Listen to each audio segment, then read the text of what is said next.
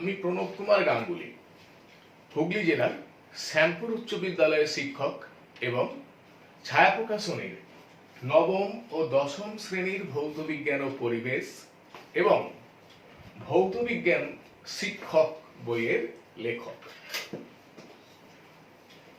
তোমরা দেখছো ছায়া প্রকাশনীর ভিডিও ক্লাস।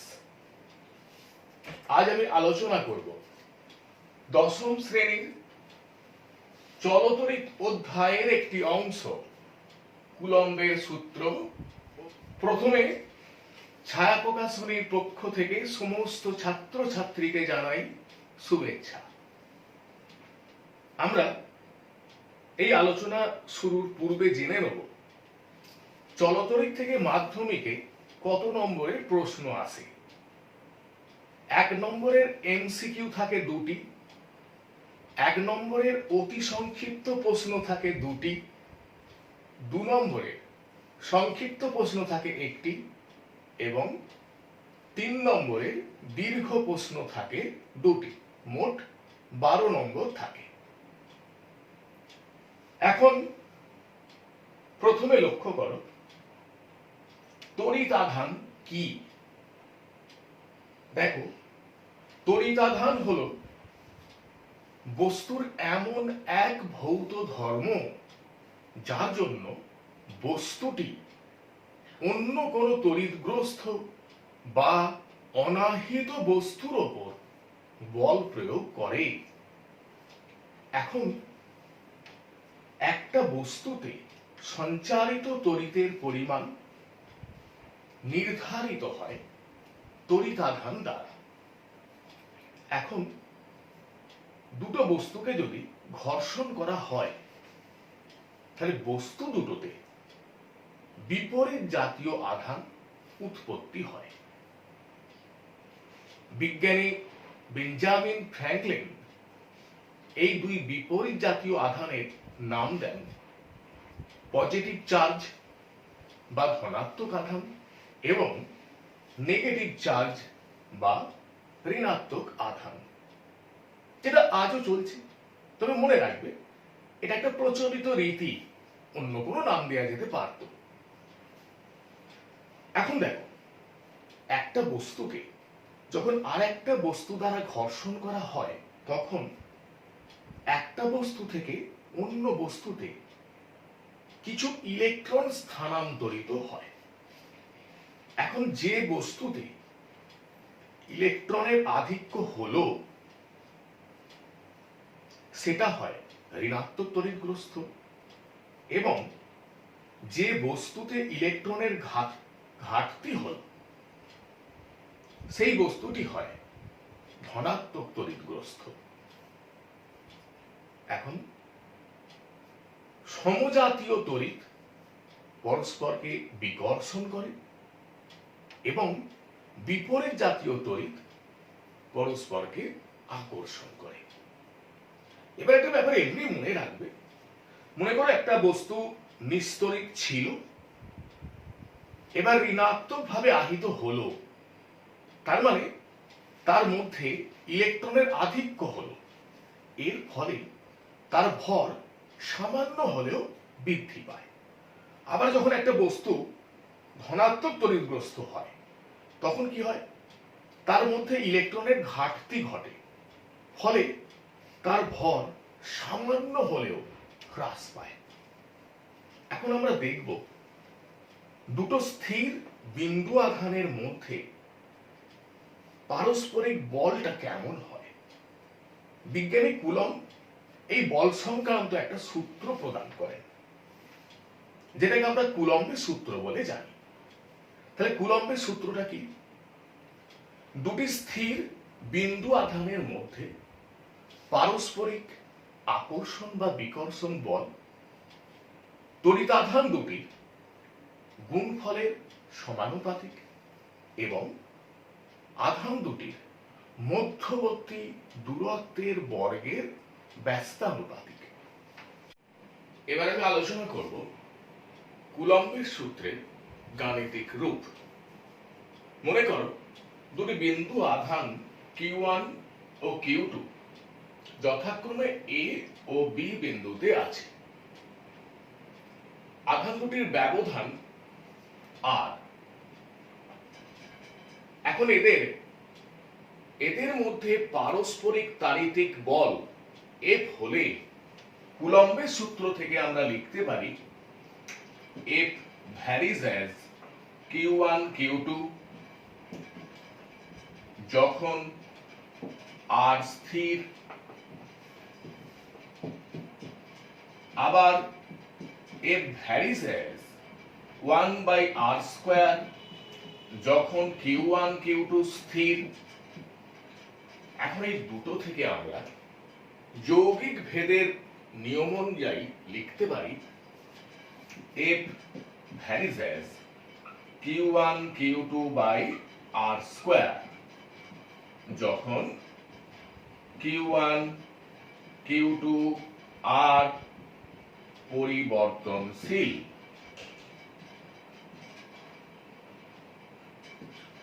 তাহলে দেখো একটা সমানুপাতিক সম্পর্ক, এটাকে সমান করার জন্য একটা ধ্রুবক দিয়ে গুণ করতে হয়। তাহলে বা F সমান একটা ধ্রুবক K Q1 Q2/r²। তাহলে এই যে ধ্রুবক K এটা কিসের উপর নির্ভর করে? পারিপার্শ্বিক মাধ্যমের প্রকৃতি এবং এককের পদ্ধতির উপর নির্ভর করে।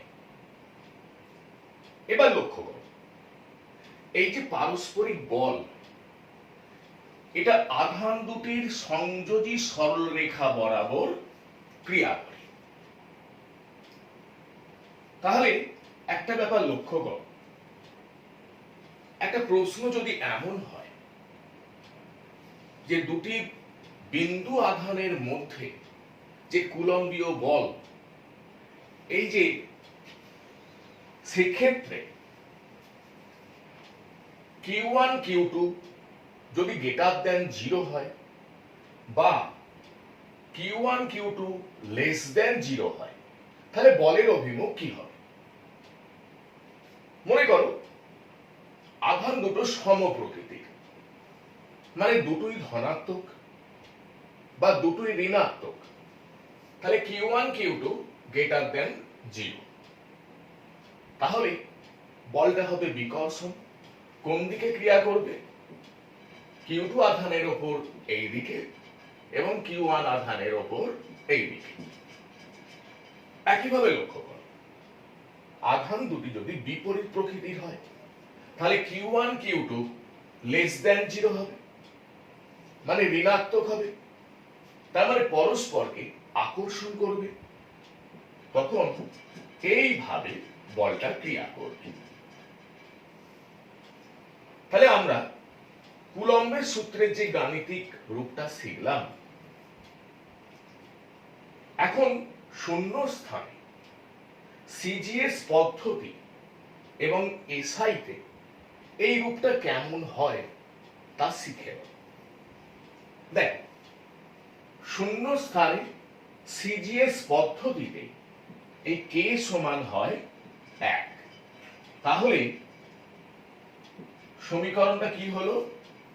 F সমান Q1 Q2/r²। এখন বায়ুর ক্ষেত্রেও এই কে এর মানটা প্রায় 1 ধরে নেওয়া হয়, তাই শূন্যস্থান ও বায়ু উভয় ক্ষেত্রে আমরা একই সমীকরণ লিখতে পারি। এখন দেখো এসআইতে কে সমান কি লেখা হয়? 9 × 10⁹ newton metre square per coulomb square. তাহলে এসআইতে শূন্য স্থানে এই সমীকরণটার রূপ কি হবে? F সমান 9 × 10⁹ Q1 Q2/r²। এবার দেখো, একটা প্রশ্ন যদি এমন হয় দুটি বিন্দু আধানের পারস্পরিক বল সংক্রান্ত কুলম্বের সূত্রকে সার্বজনীন বলা যায় কি? দেখো, কোন মাধ্যমে দুটো বিন্দু আধানকে যদি আর ব্যবধানে রাখা হয় তাহলে পারস্পরিক তাড়িতিক বল সংক্রান্ত কুলম্বের সূত্রের গাণিতিক রূপটি কি? F সমান k q1 q2 by r square, যেখানে k হলো কুলম্বের ধ্রুবক। এই ধ্রুবকটি এককের পদ্ধতি এবং মাধ্যমের প্রকৃতির ওপর নির্ভরশীল। তার মানে দুটো বিন্দু আধানকে বিভিন্ন মাধ্যমে যদি একই ব্যবধানে রাখা হয় তাহলে পারস্পরিক বল হবে বিভিন্ন। তাই আমরা কুলম্বের সূত্রকে সার্বজনীন বলতে পারি না। এখন এই প্রসঙ্গে একটা কথা জেনে রাখো, আমরা নিউটনের যে মহাকর্ষ সূত্র সেটাকে সার্বজনীন বলি। কেন বলতো? দুটো বস্তুর মধ্যে মহাকর্ষ জনিত যে আকর্ষণ বল, এটা শুধুমাত্র বস্তু দুটোর ভর এবং অন্তর্বর্তী দূরত্বের উপর নির্ভরশীল। মাধ্যমের প্রকৃতি, চাপ, তাপমাত্রা এসব কিছুর উপর নির্ভরশীল নয়। এই কারণে আমরা মহাকর্ষ সূত্রকে সার্বজনীন বলি। কিন্তু আমরা এখানে কি লক্ষ্য করছি? এই যে তাড়িতিক বল, এটা মাধ্যমের প্রকৃতির উপর নির্ভরশীল। এই কারণে আমরা কুলম্বের সূত্রকে সার্বজনীন বলতে পারি না। এবার তোমরা লক্ষ্য করো, আমরা সিজিএস পদ্ধতিতে একক আধানের সংজ্ঞা আলোচনা করব। তাহলে সিজিএস পদ্ধতিতে শূন্য স্থানে কুলম্বের সূত্রের গাণিতিক রূপ F সমান q1 q2 by r square. এই সমীকরণে q1 সমান q2 সমান q করা হলো, r সমান 1 সেমি করা হলো, f সমান 1 ডাইন করা হলো, করে এই সমীকরণে বসাচ্ছি। তাহলে f1 q1 q2 মানে q স্কয়ার, r স্কয়ার মানে 1। তাহলে q স্কয়ার সমান 1 হলো, বর্গমূল করে কি পেলাম? q সমান প্লাস মাইনাস 1। তাহলে এখান থেকে আমরা ব্যাপারটা সাজিয়ে q1 সমান q2 সমান q। তার মানে যে দুটো বিন্দু আধান নেওয়া হয়েছে সেই বিন্দু আধান দুটোর প্রকৃতি একই, মানও একই। তাহলে শূন্য স্থানে সম প্রকৃতির ও সমমানের দুটো বিন্দু আধানকে 1 সেমি ব্যবধানে রাখলে যদি পারস্পরিক বিকর্ষণ বল 1 ডাইন হয় তাহলে প্রতিটি বিন্দু আধানকে বলা হয় সিজিএস পদ্ধতিতে একক আধান বা এক ইএসইউ আধান বা এক স্ট্যাট কুলম্ব। এই ইএসইউ পুরো কথাটা কি? ইলেকট্রোস্ট্যাটিক ইউনিট, স্থির তড়িৎ একক। এবার আমরা এসআইতে একক আধানের সংজ্ঞা আলোচনা করব। শূন্য স্থানে এসআইতে দুটো বিন্দু আধানের মধ্যে পারস্পরিক বল সংক্রান্ত কুলম্বের সূত্রের গাণিতিক রূপটি কি? F সমান 9 × 10⁹ q1 q2 by r square. এই সমীকরণে q1 সমান q2 সমান q বসালাম, r সমান 1 মিটার বসালাম, F সমান 9 × 10⁹ নিউটন বসালাম। এবার লক্ষ্য করো, F 9 × 10⁹, দেখো F 9 × 10⁹ সমান 9 × 10⁹, q1 q2 মানে q স্কয়ার, r স্কয়ার হলো 1। তাহলে কিউ স্কয়ার সমান 1, বর্গমূল করে কি পেলাম? কিউ সমান প্লাস মাইনাস 1। তাহলে সংজ্ঞাটা সাজিয়ে নি। শূন্য স্থানে সম প্রকৃতির ও সমমানের দুটো বিন্দু আধানকে 1 মিটার ব্যবধানে রাখলে যদি পারস্পরিক বিকর্ষণ বল 9 × 10⁹ নিউটন হয়, তাহলে প্রতিটি বিন্দু আধানকে বলা হয় এসআইতে একক আধান বা 1 কুলম্ব। এবার আমরা আলোচনা করব 1 কুলম্ব সমান কত ইএসি। তার মানে আধানের এসআই ও সিজিএস এককের মধ্যে সম্পর্ক আলোচনা করব। মনে করো 1 কুলম্ব সমান x ইএসইউ আধান। তাহলে 1 কুলম্ব মানের দুটো বিন্দু আধানকে শূন্য স্থানে 1 মিটার ব্যবধানে রাখলে পারস্পরিক বিকর্ষণ বল কত হয়? 9 × 10⁹ নিউটন। আমরা এটাকে কি ধরে নিলাম? 1 কুলম্ব মানে x ইএসইউ আধান। তাহলে Q1 সমান Q2 সমান 1 কুলম্ব সমান x ইএসইউ মানের দুটো বিন্দু আধানকে শূন্য স্থানে r সমান 1 মিটার মানে 100 সেমি বা 10 স্কয়ার সেমি ব্যবধানে রাখলে পারস্পরিক বিকর্ষণ বল কত? 9 × 10⁹ নিউটন। এবার আমরা জানি 1 নিউটন মানে 10⁵ ডাইন। তাহলে এটা কত হলো? 9 × 10⁴ ডাইন। তাহলে শূন্য স্থানে সিজিএস পদ্ধতিতে কুলম্বের সূত্রের গাণিতিক রূপ F সমান Q1 Q2/r² থেকে পাই। তাহলে F 9 × 10⁴ Q1 Q2 দুটোই x স্কয়ার r²। তাহলে r সমান 10 স্কয়ার সেমি, তাহলে r² 10⁴। তাহলে x স্কয়ার সমান কত হলো? 9 × 10⁻18। তাহলে x সমান হলো 3 × 10⁹। তাহলে আমরা কি পেলাম? 1 কুলম্ব সমান 3 × 10⁹ ইএসইউ আধান।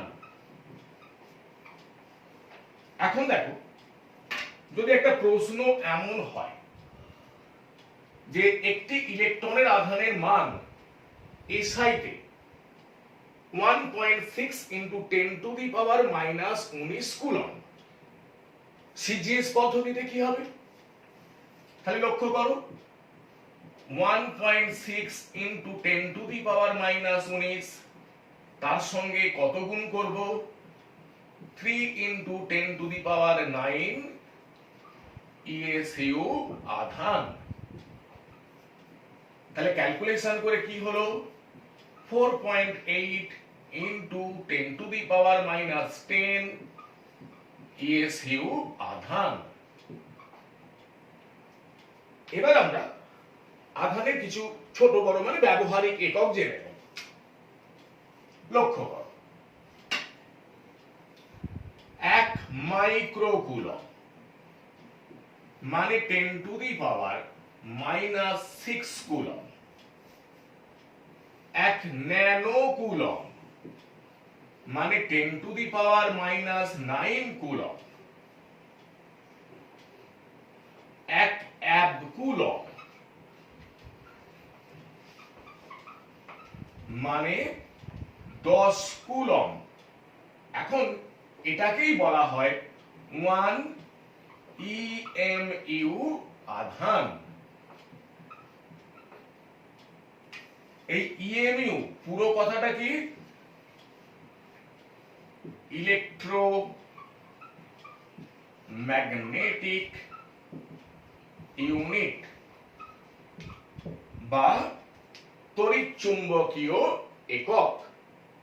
এবার দেখ, যদি একটা প্রশ্ন এমন হয়, কতগুলি ইলেকট্রনের আধানের মান 1 কুলম্ব হবে, আমরা কি শিখলাম? একটি ইলেকট্রনের আধানের মান 1.6 into 10 to the power -19 coulomb. আমি ধরে নিচ্ছি এক্সটি ইলেকট্রনের আধানের মান 1 কুলম্ব, তাহলে x ইন্টু e মানে 1, তাহলে x সমান 1 বাই e, তাহলে 1 বাই 1.6 ইন্টু 10 টু দি পাওয়ার -19, তাহলে 6.25 ইন্টু 10 টু দি পাওয়ার 18। তাহলে কি শিখলাম? 6.25 ইন্টু 10 টু দি পাওয়ার 18টি ইলেকট্রনের আধানের মান 1 কুলম্ব। তোমরা দেখছো ছায়া প্রকাশনের ভিডিও ক্লাস। তোমরা বাড়িতে আমাদের এই ছায়া প্রকাশনের যে ভিডিও ক্লাসগুলো খুব ভালোভাবে ফলো করবে।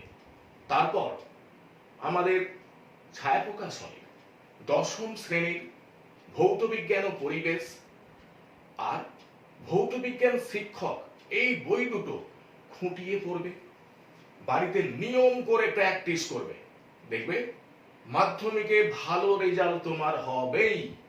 এবার দেখো, একটা প্রশ্ন হয়, কুলম্বের সূত্র প্রযোজ্য হওয়ার শর্ত কি? এখন কুলম্বের সূত্র স্থির বিন্দু আধানের ক্ষেত্রে প্রযোজ্য। এবার দেখো, কয়েকটি গাণিতিক প্রশ্ন আলোচনা করব। 1 নম্বর, বায়ুতে দুটি আধান 25 ESU ও 12 ESU পরস্পর 5 সেমি ব্যবধানে অবস্থিত। আধান দুটির মধ্যে ক্রিয়াশীল বল নির্ণয় করো। লক্ষ্য করো, এখানে একটি আধান Q1 25 ESU, অপর আধানটি Q2 12 ESU। এদের পারস্পরিক ব্যবধান R সমান 5 সেমি।